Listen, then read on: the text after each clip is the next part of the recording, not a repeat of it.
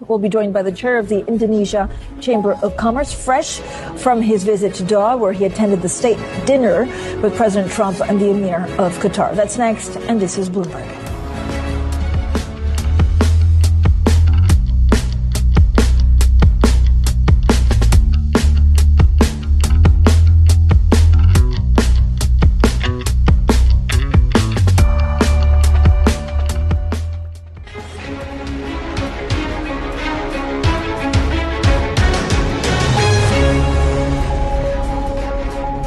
Welcome back, everyone. Now, the conversations that matter, the insights you need. This is The Pulse, and I'm Francine Lacqua here in London.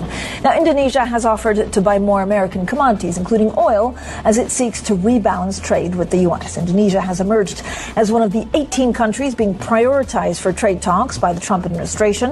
With us now, Anindya Bakri, the chair of the Indonesia Chamber of Commerce and Industry, but also chief executive of the Indonesian conglomerate Bakri and Brothers. Thank you so much for coming back on The Pulse, Mr. Bakri. Thank you very much, Francine, for having me here. You've just come back also from the state dinner in Qatar. We're looking at pictures that were really quite extraordinary. I mean, this is a big week in the agenda of President Trump, but also in the Middle East, where deals were signed and there seems to be a much more normalization. What do you take away from Qatar? I think, first of all, it was a very good state dinner, but everybody came away with a positive vibe, right? You see a lot of trades being talked about, investments, you see the headlines, but most importantly, the peace and stability in the region, in the Middle East, I think will be achieved. And that's very important for the world. Especially us, Indonesians, we come from Southeast Asia. Next week, we're going to have ASEAN, which is the Southeast Asian organization.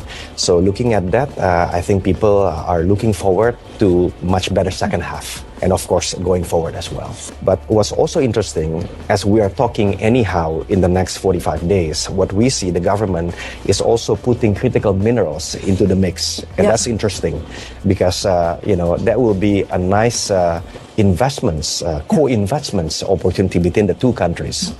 And lastly, I want to say, Indonesia just launched the Sovereign Wealth Fund around 2 months ago. $900 billion AUM, so we can also co-invest somewhere in the value chain with the US. So a lot of things have changed and triggered from this current tariff discussions. So you see how Indonesia is trying to, just like how Qatar is in the Middle East, for example, Indonesia as the biggest country in ASEAN, Southeast Asia, the only one representing G20, we want to play a role, but ultimately we want to bring welfare to our people, but also to the world. Ya, saya mau wawancara di Bloomberg TV dan selalu saya sangat terkesan dengan bagaimana kafetaria ini gratis.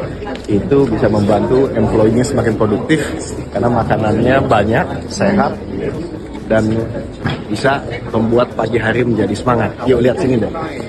Di sini ada roti-rotian, ada snack. Tapi kalau di sana lebih sehat.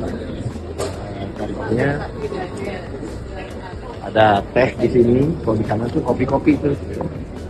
Dan nanti saya mau kasih lihat ininya, cupnya, take away tapi recyclable. Ini ada bubur. Nah, ini tempatnya kayak gini nih, bagus ya. Ini bukan dari karton tapi dari plastik. Bloomberg, hebat ya.